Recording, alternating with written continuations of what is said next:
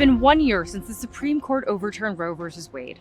That decision has sparked nothing short of a public health crisis. 21 million people of reproductive age now live in the nearly 24 states that ban abortion in whole or in part. But even as so many have had their reproductive freedoms taken away, people in many states are fighting to protect their rights through direct democracy. I'm Planned Parenthood's Kate Smith with a special edition of State of Abortion. Ahead, we show you the impact of the Supreme Court's decision to overturn Roe v. Wade. Now people are using ballot measures to fight back. On June 24, 2022, the Supreme Court issued its opinion in Dobbs v. Jackson Women's Health Organization, a decision that overturned Roe v. Wade and ended the nearly 50-year constitutional right to abortion. That decision gave states the ability to ban abortion. That's exactly what many have done. As a result of the Supreme Court's opinion in Dobbs, bans have eliminated or reduced abortion access in 20 states. In 15 of those states, abortion is unavailable after the earliest stages of pregnancy. In some states, lawmakers are trying to go even further than abortion bans.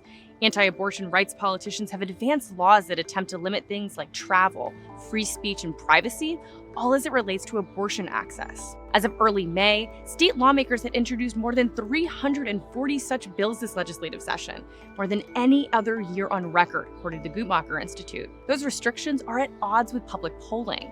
79% of Americans think abortion is a question that should be left up to, quote, a woman and her doctor, per a 2022 poll from Navigator Research. And a Gallup poll from the same year found that 85% of Americans want abortion to be legal. That contradiction is particularly egregious when looking at the results of ballot measures that address abortion. Ballot measures are proposals that appear on ballots, hence the name, that give voters the opportunity to pass laws. They include initiatives to enact new laws or constitutional amendments, and referendums to repeal existing laws. Since 1970, there have been 53 abortion-related ballot measures, and in nearly 75% of those, voters opted to support abortion rights. It's according to data compiled by Ballotpedia. Last year, 6 states put questions about abortion directly on the ballot, the most in any single year on record. And in all 6 instances, voters chose to protect access to abortion. Looking ahead to later this year in 2024, as many as 9 states could have abortion-related ballot measures in the works. 2 in particular that should be on your radar: Ohio and Florida.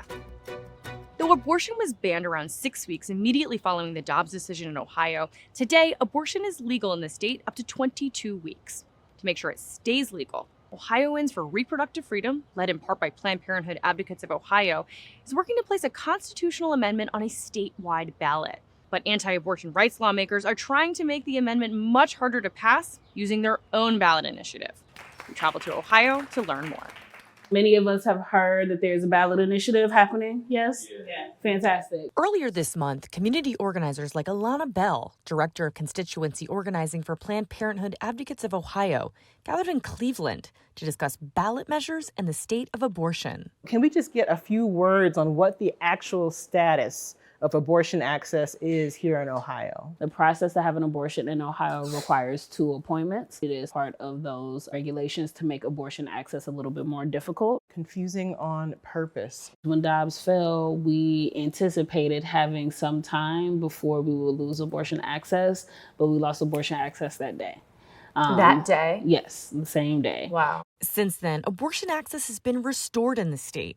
To make sure it stays that way, Ohioans for Reproductive Freedom is working to place a constitutional amendment on this November's statewide ballot. We don't have Roe anymore. We do not have federal protections, and we've seen what the fallout has been on a statewide level. If passed, the Ohio right to make reproductive decisions, including abortion initiative, would add text to the state's constitution, explicitly saying that, quote, every individual has a right to make and carry out one's own reproductive decisions.